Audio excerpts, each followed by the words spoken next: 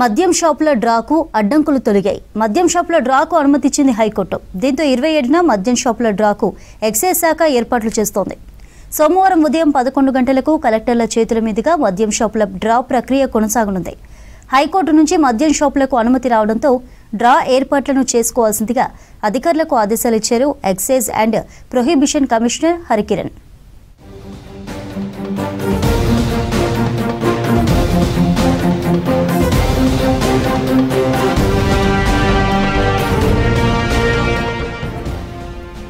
మద్యం టెండర్ల దాఖలకు తేదీల పొడిగింపుపై దాఖలైన పిటిషన్లపై హైకోర్టులో విచారణ జరిగింది. వైన్ షాపుల కేటాయింపు కోసం గడువు ముగిసిన తర్వాత కూడా దరఖాస్తులు తీసుకున్నారని పేర్కొంటూ 5గురు మద్యం వ్యాపారులు హైకోర్టును ఆశ్రయించారు.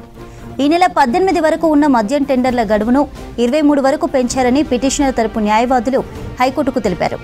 23వ తేదీకి పెంచడం వల్ల 5,000కు పైగా దరఖాస్తులు అదనంగా వచ్చాయని వివరించారు.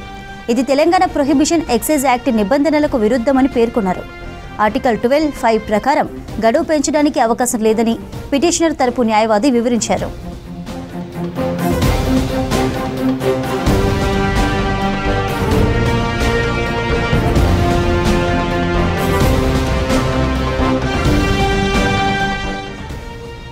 ఈ నెల 23న జరగాల్సిన లక్కీ డ్రాను కూడా 27వ తేదీకి పొడిగించారని కోర్టుకు తెలిపారు పిటిషన్ తరపు న్యాయవాది. దీనిపై అడిషనల్ అడ్వకేట్ జనరల్ వాదనలు వినిపిస్తూ గడువు పెంచడం అనేది తెలంగాణ ప్రభుత్వ విధానపరమైన నిర్ణయమని తెలిపారు.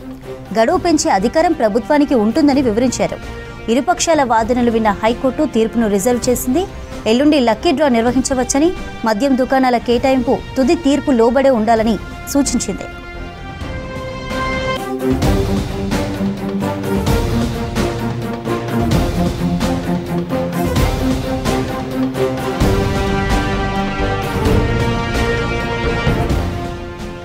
తెలంగాణలోని 2,620 మద్యం షాపులకు 95,137 దరఖాస్తులు వచ్చాయి. ఎల్లుండి ఉదయం 11 గంటలకు కలెక్టర్ల చేతుల మీదుగా టెండర్ దాఖలు చేసిన వారి సమక్షంలో లాటరీ పద్ధతిలో మద్యం షాపుల లైసెన్స్ల ఎంపిక జరగనుంది.